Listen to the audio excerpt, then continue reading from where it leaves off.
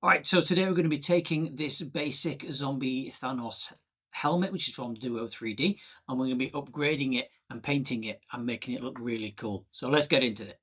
To start off with, you're going to need some liquid latex. You're going to need quite a lot of this now. It's quite wasteful, so I'm guessing you're going to need around about 1 litre or 2 pints for our American friends. You're also going to need some cotton wool. Now, what I used was the medical supplied cotton wool that I managed to get from Amazon. Comes in a roll because you do need to be able to pull it off and lay it on quite thin. If you lay this on thick, you're just going to be you're gonna have a chunky Thanos.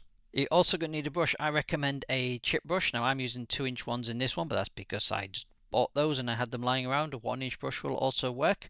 It is going to ruin your brush, which is why I recommend using these cheaper chipping brushes. You'll also need a work area that you can clean. Now I'm using this self-healing mat, but it's a couple of weeks after by the time I'm editing this, and I'm still pulling bits of latex off that mat. If you get some on your clothes, it can also be a pain to get out, so I would recommend wearing something that you don't really care if you ruin, or just be very careful. So safety wise, liquid latex is used for special effects, so it should be safe to use, but you may be allergic to it, so be very careful. It does smell really bad. As far as I know, that isn't a safety problem, but check all your labels carefully and do your own research. Don't just believe some random guy on YouTube. That's out of the way. You want to start putting the liquid latex directly onto the skull.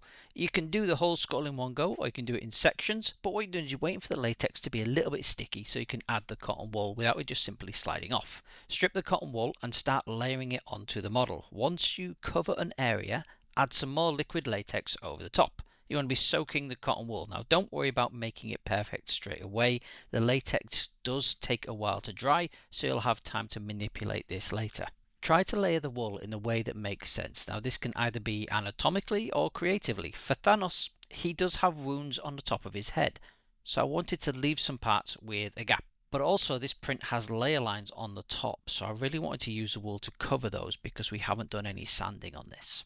The jaw is a separate piece on this, and if you want to wear it, then you can't glue them together. However, the latex does give you a good semi-adhesive effect, and it will stop the jaw just simply hanging down when you put it back together again. So that'll give you a nice final result.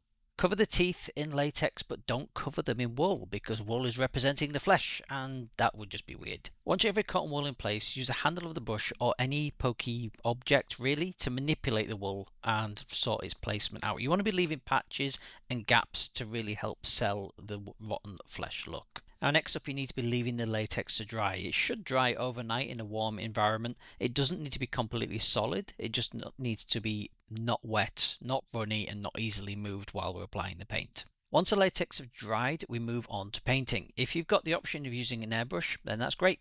If not, you can still get a good version using paint washes. Get some acrylic paint, add some water, and you've got yourself a wash. In terms of colour, I pretty much just made this up, but just remember it's easier to cover light colours with dark paint than it is to cover dark paint with lighter colours. Even when using a wash instead of an airbrush, you still want to slowly build up those layers from lighter to darker. Now I started with bone white and gave it a light coat, and the idea was to follow the anatomy, so starting with bone as the most basic layer just seemed to make sense. Just remember that a zombie skull is unlikely to be a clean white, so once you get a basic layer down, you need to start moving on to the rot. In the Avengers movie, we see that Thanos has red blood when he's in his fight with Iron Man, so we can use this to assume some lower layers of colour, starting with a reddish brown, and then we can start building up to the purple. Now you're going to be covering the cotton wool with a good amount of paint. If you're using a wash, then still use a good amount, but you can use the paper towels to dab it off when you're doing it in that way. That gets rid of the excess. The longer time that you leave the wash in place,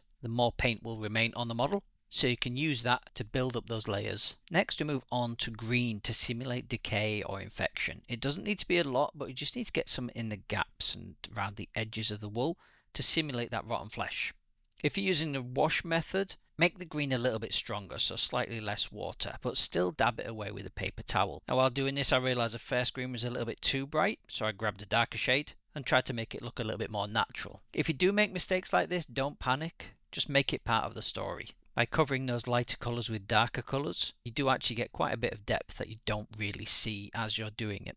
Then we moved on to Thanos purple, also known as alien purple from Vallejo paint. Now this colour was going to be covering the bulk of the model. We are going to be leaving the wounds, the green parts, slightly exposed. This is where the airbrush really helps to try and blend those colours together.